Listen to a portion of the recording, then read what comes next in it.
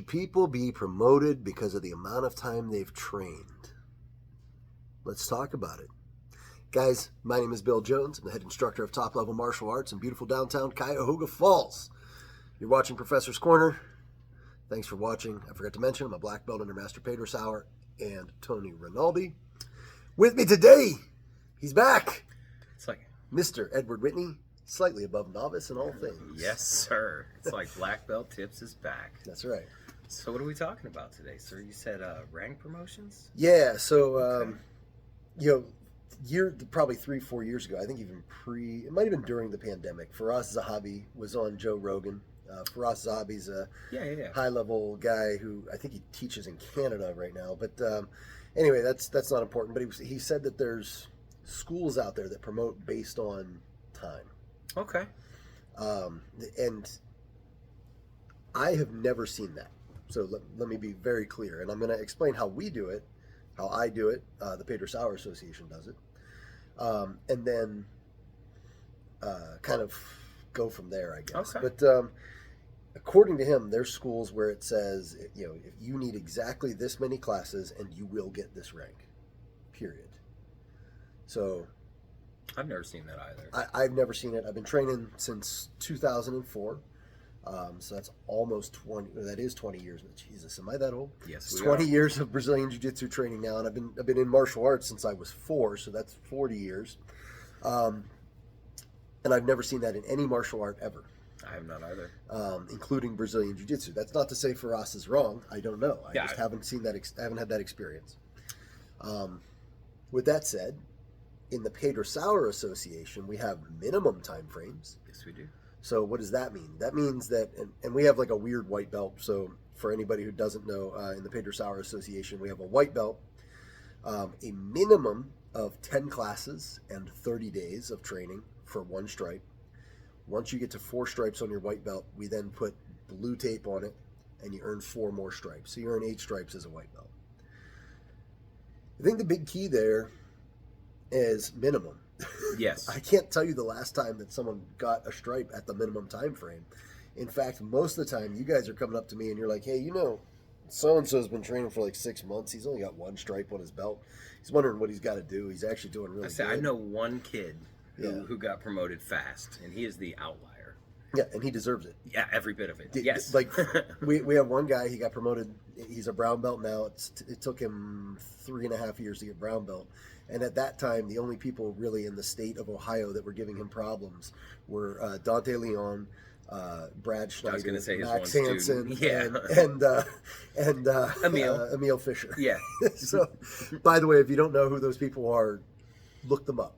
They're very, very, very and good. And in his defense, he was doing more classes in a day than most people were doing in a week. Oh, yeah. Like he was hanging out. He was here. Thousands of hours per year. He probably put in more time on his brown belt than most people do. I would say he just most did it people in less do years. On their first degree black belt. That's what I mean. Yeah, and he did it he just did it in, condensed amount of time. Yeah, anyway, exactly. that aside. Yes. So he's the only one I know that at least to me, who has had a relatively fast promotion. Same. I've had people who got promoted quicker. One of my black belts, Kendall, got promoted pretty quick. You actually got white to blue pretty quick. Yeah, very quick. I was you've younger then. You've had some, younger. You've had some injuries since then that have kind of evened it all out. I got to black belt in 9 years, 9.5, which is relatively fast. Could I have waited longer? Probably. It was also different times. Yeah, it was different. The standards times. I don't want to say the standards were less. It's just there wasn't as much jiu-jitsu. That's what I mean. Like, the whole leg lock system didn't exist at that time, or it did. At least to the greater jiu-jitsu population. Didn't exist. Absolutely. Like we knew leg locks, but it wasn't like at that point. It was more of like a target of opportunity, as opposed to a whole system that you can go through and hit. Yeah. So anyway, minimum standards. Like to me, that means that is the least requirement, right? Like if I'm going to even look at you for a stripe on your white belt, you have to at minimum have been here for 30 days and have had at least 10 classes. Seems reasonable. Right? Like I'm not even going to think about it then. Yeah. So what usually happens with me is I see you in my classes for a few months. I start looking at you saying, this guy's still got a clean white belt, like a fresh bar on that white belt. He's probably do a strike. Let me watch him roll a little bit. Watch him drill. Make sure he knows what he's doing a little bit. Throw a stripe on the guy. Yep. That's what it means to me. Yeah. And that's what it means, supposed to mean within the Pedro Sauer Association. I'm never going to speak for other instructors or how they do things. The other part of that, I would say, is that we have a testing system. Yes. So to go from one belt to the next, you have to have a standard.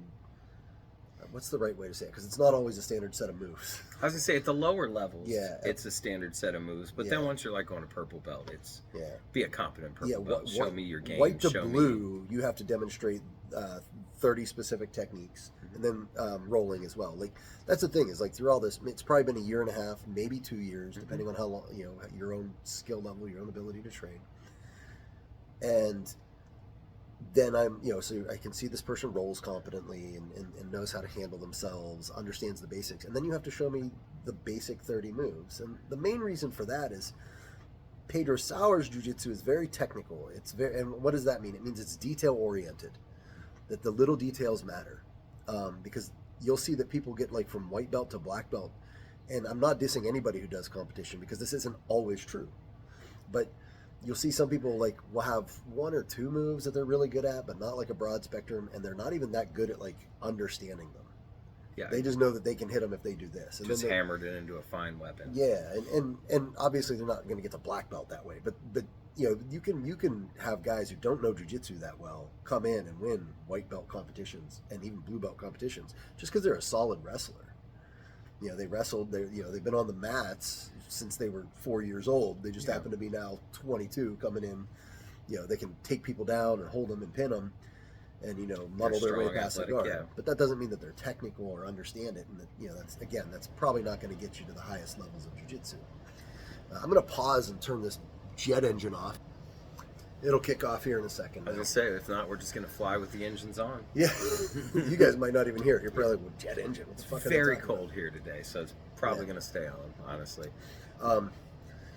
Anyway, yeah, so like that's what it means. And then like blue to purple is much less about specific techniques. Like you don't have to, I'm not going to sit there and say, show me your arm bar. Show me what an Americana is. Instead, I'm going to say, okay, show me your game. And I'm going to put you in front of me. We're going to go, all right, you're starting guard. Show me your favorite setups. Go. Yeah. I would argue that it's basically purely on being competent. Yeah. Like, honestly. I mean, obviously you make accommodations for people's physical limitations, age, where they started, you know what I mean? But I think once they get past blue belt, it's all based on being competent. Yeah. Go ahead. I was going to say, I think I may be unique in this, but I think jiu-jitsu sometimes puts too much value on belts. Do you know what I mean? Yeah. They treat the black belt like it's like this holy thing. And the ironic part is then they'll be like, oh, belts don't matter. Yeah, and to me, the belts are merely just like the social hierarchy. This is my pinky out. This is a man who fancy styrofoam. That's a man who understands social hierarchies right there. But to me, I think it's just where you've ascended in that hierarchy. Whereas like the mat, for instance, is the physical hierarchy. So I think in jiu-jitsu, I don't even know why we put so much value on belts because we have the physical hierarchy of the mat. Does that make sense? Yeah, I think to some degree you need to. Yeah, right? No, I get it. Yeah. And the only reason I say that is because like if you're 64, and you've been training for 42 years, like you're probably not going to be beating the 24-year-old purple belts anymore, but your vast knowledge is extremely valuable. And that's so like it's also a knowledge hierarchy too. So maybe there's three going on there. Or it should be. I would argue it should be. I would hope that it is. Yeah, once you get to the point that you can't do it physically anymore, if you aren't saying, hey, well, let me sit through some classes and watch people. What are people doing? And you aren't paying attention to it. Like I don't know. I feel like that is maybe one of the downsides of Brazilian Jiu-Jitsu becoming much more mainstream as you get more hobbyists in the full sense of the term. Not just they don't compete, but they also don't pay attention to it outside of the school. It's just a thing they do. It's just a thing they do 2 days a week, and then And I mean, they're competent at like beating up an average person and stuff, and that's great. And that's really what it's about. But like, like Pedro Sauer, for example, he's on the mats, he's watching people teach. Absolutely. I showed kipping escapes at his last camp, which is something he's never shown. It's not to say he doesn't do or has never done, but like I've never seen it shown within the association. And he came up to me and he was like, "That was a really good session," and I made sure to point out that like certain aspects of the kipping escape are definitely more athletic than other ways of escaping the mount. Yeah. And I think that's important to look at too, is like if you don't have the physical capacity to hold your legs in the air and pump them, that's kind of an athletic thing to do that you take for granted if you've been on the mats for 20 years or if you're young and healthy. Yep. But like right now, my whole abdominal wall is like pulled. I'm sorry, buddy. I mean, you don't have to be sorry. It's just the way it is. Okay, but I still wish it wasn't so. But like the kipping escape is very, very challenging for me to do right now. Yep. So yep. it's just not always there. And I even put that as a caveat. It's like I showed a bunch of different escapes, and I was like, look, here's another variation that will work better than those if you're capable of doing it. But the caveat is it's kind of athletic. Yeah, exactly. I mean, Pedro's knee and escape isn't that far different. It just requires a lot less athleticism. I mean, right. Well, I consider that the slightly less athletic version of a kipping escape. Okay, it's gonna work. It requires you to stay connected to the ground, and that's easier to disrupt. I got you. Okay. It's not going to happen as fast. I understand. Yeah. So that's why there's a reason Gordon Ryan uses a kip and not a knee in. When he gets older, there's no doubt in my mind. That's essentially what I'm saying. Yeah, exactly. Yeah. Essentially, that is that the knee and escape is more widely valuable for everybody. Anyway, so we're going down a tangent. Yeah, these people have no idea. Talking about escaping the mountain. Yes. So anyway, the point is, like with belts, the other thing, I see a lot of false signaling in jiu-jitsu. Like you'll see guys like,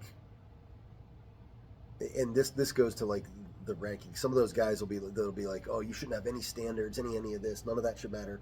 The only thing that matters is the mat. And then they'll point to their champions they've created, right? And they'll be like, oh yeah, so and so and so and so and so and so. And it's like, okay, you're either running a small garage with like 17 champions in it, in which case, amazing for you. You have a very specific stable and thing that you're doing. You're new wave. You're John Donaher with his small crew. You're in a laundromat somewhere. Or you're full of shit. And the reason I say that is like there is no way, in a regular academy that has a bunch of people in it, that literally everybody in there is a badass. I've been to too many academies that have a few badasses in them. They all and do. Everybody else is normal. Yeah. And the reason I say that is if everybody could be that good, being a champion wouldn't be special. That's what I was going to say. The champion standard would just what does that even mean? Yeah, it would it doesn't mean if everybody could be Gordon Ryan, it wouldn't be impressive to be Gordon Ryan. Yeah, I got you. Or Mikey Musumeci or anybody else whose dick I suck on this thing. Yeah, there you go. No, I get it completely. Again, I personally am of the mindset that I think in jiu-jitsu we talk about how much belts don't matter, but then we seem to be the ones that act like belts matter the most. So it's for sure because we care, right? Like we don't want watered down. And it's funny how many people will come to me and be like, "Are you sure I'm ready for purple belt? Are you sure?" And be like, "Yeah, I'm sure. Like you're doing everything I want you to do." That's funny. I was just talking to one of our members last night about this. The man is a talented polar bear, and he's like, "Oh, I'm not a purple belt." I'm like, "Come on, man." What? Yeah. He's a polar bear with great leg locks. Yeah. Yeah. It's funny. Yeah. That's just how jiu-jitsu is. Yeah, you never. And it's one of the big differences like that I noticed between jiu-jitsu and when I was in karate. In karate, everybody's chasing that rank. What kata do I have to do next? What ippon kumite do I have to demonstrate? Let me see. What is the curriculum? And I think they worry that that's the problem, right? That like if you have a curriculum, that means people are just chasing that curriculum, and that it's becoming like karate, and all they have to do is memorize that curriculum and demonstrate it. Like I said, there's 30 moves that they have to demonstrate for their white to blue. That does not mean that when they know those 30 moves, they get promoted. They're going to know way more than 30 freaking moves. It's just the way it is. Yeah, I was just saying, of the thousands of students we've had over the years, I can only think of about 5 or 10 times where that's happened, where they wanted to chase the curriculum, and then once they start rolling, you quickly realize that there's way more things you need to focus on. So we got nowhere on this conversation. We offered a lot of information, but no conclusions. No, I mean, so I guess my conclusion is that I don't see that happening. Hey, I was going to say, okay. And maybe I'm wrong. If you know of an academy, call them the fuck out right below. Yeah, let us know. Yeah. You know, I know that like some guys for some reason think that we're like that, but I think it's because they read the Pedro Sauer Association and they see this whole X number of classes and they assume that that's a guarantee, and it's not even close to a guarantee. It's a minimum. A minimum. Yeah, like, and I mean, very few people ever hit that minimum. It's No, just the way it is. I'd say the average is about 2 years for a blue belt. Yeah, 2 years to a blue belt, 2.5 to purple, 2.5 to brown, after earning the previous one. Stacking. And then from there, like my look at it is, by the time you get to brown, and by the way, I don't even test for black. I test for everything else except for black. I like that to be a surprise. Because by that time you've shown me all the standards. You've shown me the entire Elio Gracie curriculum. You've shown me the entire Pedro Sauer curriculum. You've shown me your game. And like, what else do I need to see other than you do stuff on the mat at that point in your growth, you know? Probably been teaching at that point. Yeah, you know, so, yeah, I guess, where am I going with all this? That's a great question. Is I don't know. If someone thinks that my academy, Top Level Martial Arts, beautiful downtown Cuyahoga Falls, is one of those academy, you're welcome to come and see if that's true. Yeah. And I would argue that if you come to a regular class with people who just train every day, you're going to find that you have some guys who are better than others, and you know, some meet their own standard, right? Like, and then you're going to have some guys who are absolutely phenoms, outliers. Right? Yeah, that's what you have in every academy I've ever been at, though. So yeah, me too. We've been all over too. Yeah, I mean, we've seen a lot of places. So I don't know. Yeah. I was going to say, so I think the conclusion is it doesn't really exist as far as we've seen. Yeah, I haven't seen it, and I don't agree with it if it does. Yeah. Like, if there's someone who can guarantee that at 10 classes you're ready for a stripe, or at 100 classes you're ready for 6,000 hours, you're definitely going to be a black belt. That's amazing. Yeah. One, I want to see your coaching program because I want to see how you do that on a scaled process, right? Like, not just like two guys in a garage. And I would argue that if there's only two guys in the garage, they can't be that good because they only have each other to train with. Although Mikey Musumeci seems to, that's what he says he does. So we'll yeah, I was going to say, I mean, but yeah, I don't know. I don't see that anywhere. I haven't seen that anywhere. I certainly don't agree with it. Okay. And yeah, that's how we do it. All right. So thanks for watching Black Belt Tip. I mean, Coach's Corner. Sorry, I kind of run. It's not Coach's Corner. It's Professor's. Oh, that's right. You're not coach anymore. I never did coach. No, it wasn't. No, it's always been Professor's. I'm sorry. Just for the job you want. I got you. I feel so bad right now. It's okay. It's fine. So yeah, you know, thanks for watching. Subscribe, like, do all that kind of stuff. There's a bell icon in the bottom, I'm told. I don't even know what that means, gonna be honest. Somebody wants to tell me in the bottom, tell me what it means. I don't know why there's like a subscribe and a bell. It'll give them a push notification on their phone anytime you post a new video. Oh, okay. Yeah, so it won't be long before there's another thing they've got to click to. Like, it'll be like, okay, guys, subscribe, like, comment, click the bell. Then after you click the bell, hear me out. Go to the clanger in the bell, clang it 3 times. And that'll help the algorithm. Call YouTube. That'll really help the algorithm if you clang the bell 3 times. So. All right. Well, Ed, thanks for being on. My pleasure, Appreciate man. you. Guys, I'll talk to you later. I'm going to hit the stop button now.